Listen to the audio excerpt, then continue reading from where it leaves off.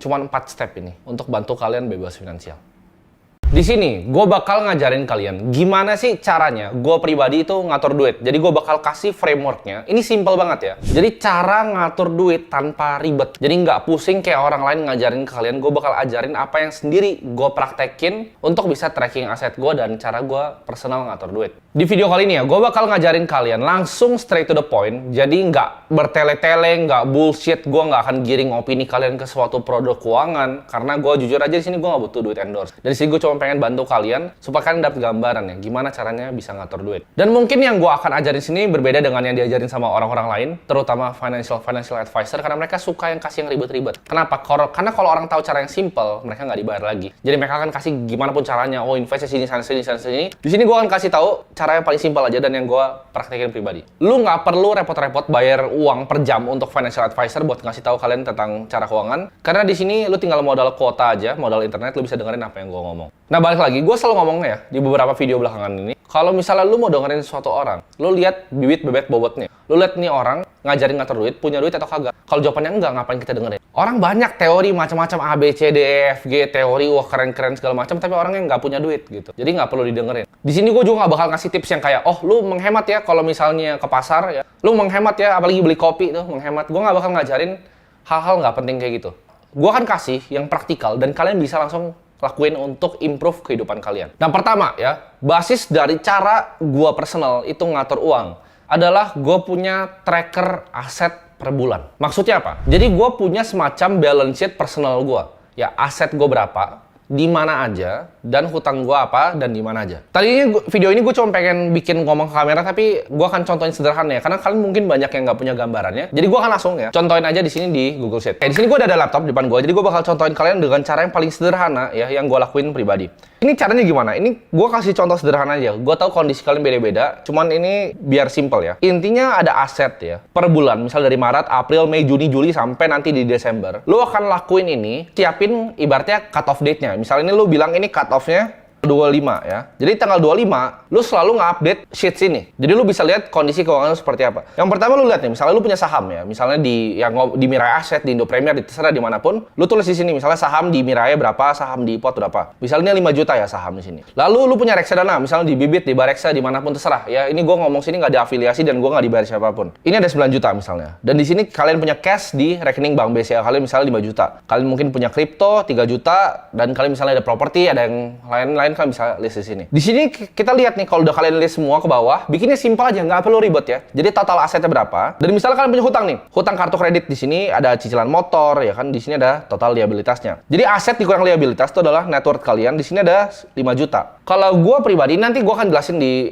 prinsip gue selanjutnya. Prinsip gue pertama dalam mengatur uang adalah gue itu orang yang kalian boleh ngomong gue kuno, lu boleh ngomong gue misalnya, oh lu nggak ngerti karena pengusaha properti ada yang mainin leverage segala macam. Gue percaya kata-kata dari Charlie Munger ya. Jadi 3L yang bisa bikin seorang lelaki jadi miskin. Yang pertama itu adalah ladies, cewek. Kedua, liquor, minum-minuman. Dan yang ketiga adalah leverage atau hutang. Jadi gue tuh punya konsep yang agak aneh. Jadi orang banyak bilang, kan lu pengusaha bang, misalnya lu mau beli mobil, bagusan lu misalnya bahkan cicil KPR 1 tahun atau 2 tahun karena uangnya lu bisa putar lagi. Betul, ya. Gue tahu jelas dan gue tahu itu sebenarnya kalau secara matematika itu lebih efisien. Tapi prinsip balik lagi, ini gue mau ngomongin cara ngatur duit adalah cara ngatur duit gue. Yang gue suka adalah dengan ngatur duit, gue tuh nggak suka hidup berhutang. Jadi gue nggak punya hutang. Gue kalau mau beli rumah nanti segala macem, gue nggak akan pakai hutang. Gue beli mobil tuh nggak pernah hutang, selalu cash keras. Gue nggak pernah berhutang. Balik lagi, itu prinsip masing-masing. Tapi ini kalau kalian mau dengerin gue, ini cara gue. Jadi hutang ini bakal gue hilangin secepat mungkin. Jadi daripada gue nambahin aset investasi gue bakal sikat semua. Mau hutang kartu kredit, hutang cicilan motor, hutang cicilan rumah, itu bakal gue sikat pertama. Karena gue mau hidup tanpa hutang. Dari situ, lu tinggal update sheet sini. Lu update sheet sini, nanti kan ada totalnya tuh ya, dari Maret, April, Mei, Juni, Juli. Apakah angka itu membesar atau mengecil? Jadi kalau misalnya dari sana, kayak seorang bisnis, jadi kalian harus treat diri kalian adalah sebuah bisnis. Kalau misalnya, oke, dari Maret ke April dia turun. Oke, apa yang gue lakukan salah? Apakah investasi gue di instrumennya salah? Apakah waktu itu memang ada kejadian black swan, ada drawdown di investasi gue? Apakah hutang gue ini nggak terkontrol? Apakah spending gue terlalu besar? Atau apa nih? Jadi kalau kalian punya aset tracker ini, kalian percayalah, ini kalian bakal kecanduan untuk ngisi ini tiap tanggal 25 misalnya cut off ya. Jadi kalian isi di tanggal tiap bulan yang sama. Nanti begitu ini udah Maret ya kan, kalian lihat April, Mei, Juni, Juli, Agustus. Di Agustus uang kalian tuh, wah, kalian bisa lihat tuh, uangnya kok naik gitu. Setiap bulan kok aset gue meningkat. Nah itu kalian bakal senang, kalian bakal lebih gigih untuk ngelakuin ini gitu. Jadi yang pertama, lu punya gambarannya dulu tentang aset lu berapa, yang jelas secara detail. Semua akunnya ditambahin. Lu mau di bank sini, bank sini, bank sini, sekuritas sini, tambahin semuanya jadi satu biar lu tahu jelas angkanya berapa. Nah, gue kan bahas poin gue tentang hutang ya, karena menurut gue punya pandangan yang sangat berbeda dari orang lain. Banyak yang suka misalnya main saham bahkan pakai leverage, banyak yang suka bikin misalnya kos-kosan, kalau misalnya properti itu pasti menggunakan leverage. Nah, tapi kalau gue punya pandangan yang berbeda. Karena gini, prinsip gue, misalnya gue analisa bahkan bisnis yang nggak punya hutang atau manusia yang nggak punya hutang itu nggak bisa bangkrut. Gue ulangi sekali lagi, orang yang nggak punya hutang itu susah untuk bangkrut atau bahkan nggak bisa untuk bangkrut. Kenapa? Karena nggak ada hutangnya. Gitu. Tapi sedangkan orang yang punya hutang itu bisa bahaya. Suatu saat nih dia ambil misalnya rumah yang dia kiranya tadinya dia mampu. Tapi begitu ada situasi seperti COVID, ada situasi yang lain, startup kena hantam, tiba-tiba dia kena layoff. Yang dulu tadinya income-nya suami istri, sekarang suaminya hilang income-nya dan cicilannya masih tinggi. Nah, itu pasti banyak banget yang ngalamin. Jadi kalau ini pandangan pribadi gue, apalagi tentang misalnya tempat tinggal ya. Banyak yang bilang bahwa sewa itu adalah buang-buang uang. Menurut gue enggak. Ada alangkah baiknya kalau misalnya kita bisa sewa kalau kita memang belum mampu untuk beli rumah. Ya gue nggak bilang ya, gue tahu kemampuan finansial orang beda-beda. Gue nggak bilang bahwa beli rumah selalu harus dengan cash. Tapi maksud gue, jangan ambil KPR yang kita nggak mampu. Yang kita income-nya berapa, ambil KPR-nya tuh di luar kemampuan kita. Itu akan bikin hidup kita jadi sengsara ke depannya. Sewa itu nggak buang-buang uang ya. Jadi kalau misal kalian lihat rumah, misal contoh di Gading Serpong. Rumah harga 3 miliar itu banyak yang sewain cuma 50-60 juta. Itu yield-nya di bawah 5%. Jadi kalau misalnya kita mau bandingin antara sewa dan beli, lo harus hitung yang namanya total unrecoverable cost of renting-nya sama total unrecoverable cost of owning. Jadi uang yang hilang kalau lo beli rumah sama uang yang hilang kalau lo sewa. Kalau sewa kan gampang, uang sewa. Kalau beli rumah itu banyak faktornya. Contohnya ada perbaikan, segala macam, ada pajak. Banyak ya. Faktornya banyak. Jadi beli rumah tuh nggak cuma lu beli rumah terus happy. Nggak. Banyak biaya-biaya yang keluar juga dari sana. Termasuk bunga yang lu bayar ke bank. Nah, tapi itu mungkin bisa satu video berbeda lagi. Jadi gue nggak mau bahas tentang sewa dan rumah di sini, tapi gue kasih gambarannya bahwa it's okay kalau misalnya memang belum mampu untuk ngekos, untuk sewa. It's totally fine. Kalian nggak perlu dengerin orang karena kondisi keuangan adalah kondisi kita sendiri. Sama kayak misalnya, gue tadi ngomong kartu kredit gitu kan. Gue kan sikat terus kartu kredit. Kalau gue pribadi, disclaimer, gue pakai kartu kredit. Tapi fungsi kartu kredit gue agak sedikit berbeda sama orang lain. Biasa orang pakai untuk belanja, untuk foya-foya spending. Kalau kartu kredit gue pakai untuk memanfaatkan poin-poin dari bank untuk mendapatkan pesawat terbang gratis. Jadi biar gue misalnya business class atau first class, gue bisa terbang gratis pakai poin dari KrisFlyer. Gue anggap kartu kredit itu sama kayak kartu debit. Ya, jadi setiap bulan itu gue bayar lunas. Jadi gue nggak pernah, ibaratnya ada hutang sedikit pun, gue nggak pernah bayar bunga di kartu kredit gue. Kartu kredit gue sama dengan kartu debit yang dimanfaatkan untuk dapat poin. Beda di sana. Jadi kalau tanya pakai atau enggak, jawabannya gue pakai. Nah itu kan step pertama adalah lu punya aset tracker, ya. Step pertama lu punya aset trackernya. Nah kita kan bahas step kedua. Setelah lu udah bisa lihat nih ya kira-kira aset lu naik atau turun. Di sini kan ada yang banyak yang ngajarin kalian cara misalnya cara ngatur duit, cara budgeting yang paling terkenal di dunia adalah 50-30-20 rule. Artinya 50% itu dipakai untuk kebutuhan sehari-hari, 30% itu dipakai untuk gaya hidup, 20% untuk investasi. Tapi menurut gua ini nggak sepenuhnya benar. Kenapa? Ya mungkin untuk income yang let's say 10 juta, 20 juta, bahkan 50 juta ini work well gitu. Tapi gua suka makai yang namanya spending cap.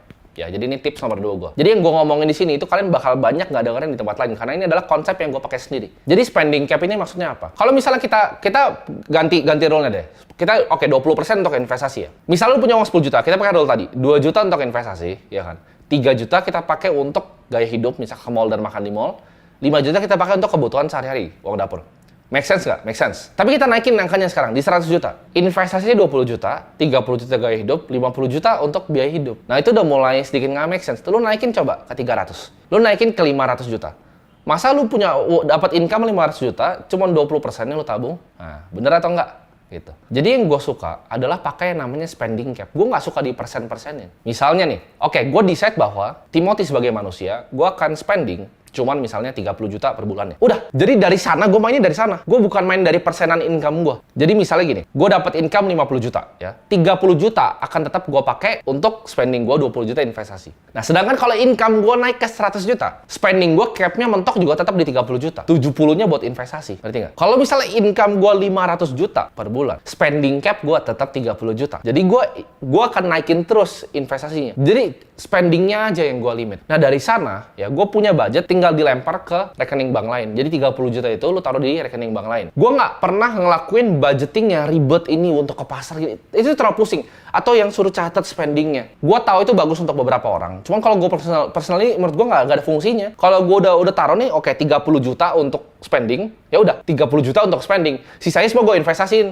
30 juta ini mau dipakai untuk makan, untuk mau apa, itu terserah. Sama, misal kalian punya gaji 10 juta. Kalian decide, oke, gue mau spending 7 juta. 3 juta itu udah fix investasi, 7 juta ya terserah lo mau ngapain aja. Ya, terserah. Nah, tapi gimana caranya kita melakukan yang ibaratnya spending yang bikin kita happy? Nah, orang selalu bilang bahwa, oke, kalau lu punya hobi, ditekan, hemat. Itu financial advisor. Gue punya pandangan yang berbeda. Menurut gue, kalau kita punya misalnya hobi, contoh, hobi gue suka banget sama mobil. Dari kecil tuh, yang gue mimpi-mimpiin tuh cuma mobil. Jadi begitu gue punya uang, gue kan pasti beli mobil. Itu menurut gue nggak salah, selama masuk di spending cap kita. Jadi gini, contohnya, orang tuh semua punya satu hal yang mereka suka untuk spending. Misalnya nyokap gue itu suka banget kalau misalnya mau hadiah atau apa, dia selalu minta dibeliin giwang gitu, dia suka berlian. Tapi dia nggak gitu suka sama tas yang lain. Tapi dia suka banget misalnya sama anting gitu. Contohnya gue pribadi, gue suka banget sama mobil. Tapi kalau untuk baju, ini baju gue mungkin 80.000 ya. Ini baju gue 80.000, 100.000 mentok. Gue juga kadang nggak tahu, kadang dibeliin juga celana ini gue juga nggak tahu. Ya mungkin cuma 80.000, 100.000. Tapi gue suka beli mobil yang mahal-mahal. Kalau gue makan juga gue nggak terlalu peduli mau makan di mana, gue asal aja gitu. Lu mau makan gue di warteg ya, cuma nasi, orek ya, pakai kuah-kuah opor, itu gue juga bisa makan, nggak masalah. Tapi kalau mobil gue suka. Nah ini sama dengan kalian. Kalian cari apa yang kalian suka spending. Contoh, kalian suka misalnya bawa istri kalian dan anak kalian makan keluar. Lakukan itu. Jadi nggak usah ditekan. Tapi di hal yang lainnya ya lu nggak usah spending uang gimana-gimana, ngerti nggak? Jadi lu spending uang di hal yang lu seneng. Itu menurut gua akan jauh lebih happy hidup lu kalau lu bisa melakukan hal itu. Asal tadi masuk di dalam spending cap-nya. Jadi bikin spending cap-nya terserah. Abis itu mau ngapain? Yang pertama, tadi kan kita udah bahas tentang aset tracker. Kita bisa lihat itu naik turun, terus kita bisa kasih notes di bawah ya. Kenapa naik dan kenapa turun. Next-nya, kita udah punya spending cap nih. Jadi, stay di situ aja. Jadi, kalau mau income-nya naik, gaya hidupnya tetap sama aja. Gap antara gaya hidup dan income itu adalah ini kekayaan. Jadi, begitu kalian punya gap-nya ini melebar, terus lo kan tambah kaya terus. Lo punya aset yang kerja di satu tidur. Nah, sekarang masuk ke poin ketiga yang penting, yaitu taruh di mana uangnya. Kalau udah disisihin, taruh di mana. Ini menurut gua paling gampang ngukurnya relatif itu adalah pakai umur. Kenapa? Karena semakin muda kita berinvestasi, kita bisa withstand namanya volatilitas. Jadi semakin muda kita, semakin resiko tinggi aset yang kita ambil. Contohnya, kalau di usia muda, anak umur 20-an, bahkan 30 tahun, itu enak banget untuk kita invest di saham, di kripto, ya aset-aset yang risky. Kita masuk di venture capital, private equity. Cari aset yang risky yang memang kita punya waktu untuk withstand volatility-nya. Sedangkan kalau kita udah lebih tua, kita ambil yang lebih risk off asetnya, yang lebih stabil. Contoh nih ya, gue kasih contoh. Misalnya lu invest di S&P 500, let's say. Itu indeksnya Amerika. Tahun 2008 kena crash, ya kan? 2020 kena COVID, terus dia V-shape recovery. Tapi kalau misalnya kita masih muda, kita bisa kena tuh, kayak gitu-gituan. Bahkan uangnya at one point 2008 itu hilang 60%. COVID hilang lagi 50%. Itu kita bisa tahan karena kita punya umur untuk sustain itu. Jadi nggak masalah untuk masuk di aset-aset yang lebih volatile. Dalam investasi, paling bagus yang kita bisa lakukan adalah jangan timing the market. Jadi time in the market is always better than timing the market. Kita bukan dukun, kita bukan Tuhan, kita nggak bisa tahu market itu mau jungkir balik atau mau kemana. Tapi yang kita tahu adalah kita bisa otomasiin investasi kita. Contohnya, kayak gue pribadi, gue udah pilih aset gitu. Misalnya gue pilih indeks S&P dan gue pilih Bitcoin. Ada juga misalnya exposure ke emas dan lain-lain. Itu gue automate. Jadi kayak tadi, gue punya misalnya gue punya uang 10 juta, spending cap gue di 7. 3 itu ya, begitu gajian, 3 itu udah hilang, jebret. Taruh Bitcoin, taruh S&P, taruh sini. Dapat lagi bulan depan 3 juta, hilang. Gue jadi manajer, jadi 13 juta misalnya. Gaji gue jadi 20 juta, spending cap gue 7, masih sisa 13. 13 itu hilang, boom. Ya. Jadi otomatis, langsung gue masukin di instrumen investasi, habis itu gue nggak lihat lagi. Itu cara kalian bikin kekayaan. Jadi nggak perlu cara-cara ribet, ini begini, itu. Nggak perlu. Dapat uang, boom. Dapat uang, boom. Cepet aja, hilang uang. Putar terus uangnya. Ya. Jadi ingat untuk punya spending cap, jadi kalian tahu kita mau spending berapa, ini sisanya investasi semua. Mau naik kayak gimana pun income-nya, spending cap-nya tetap sama, sisanya buang, investasi. Dan ini yang please gue minta kalian tolong dalam mengatur uang ya. Uang itu susah dicari ya, lu keringet darah untuk cari uang. Please jangan gampang hilangnya. Maksudnya apa? Jangan ditawarin teman, yuk ini kita ada investasi bisa 10% sebulan robot trading. Itu kalian lari jauh-jauh.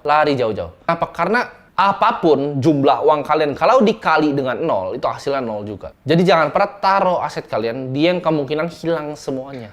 Ya kayak robot trading lah, mau suntik dana, alat kesehatan, permainan-permainan money game, uang seperti itu kalian lari jauh-jauh kalau dinawarin. If it's too good to be true, ya, it's too good to be true. Jadi jangan ilangin uang kalian. Rule pertama investasi, jangan hilang uang. Rule kedua, jangan lupa rule nomor 1. Jadi videonya ini gue akan rekap. Pertama, lu bikin aset tracker, itu bakal kecanduan. Begitu lu lihat aset lu naik, nanti lu akan kecanduan sendiri. Ya. Yang kedua adalah, lu punya spending cap-nya berapa. Ketiga, ya, lu pilih nih, lu mau investasi di mana, investasi yang benar. Lu lihat nih, uangnya bisa dibuangnya kemana, dan otomatisin itu. Ya. Jadi otomatis, dapat uang, boom, hilang. Dapat uang, boom, hilang.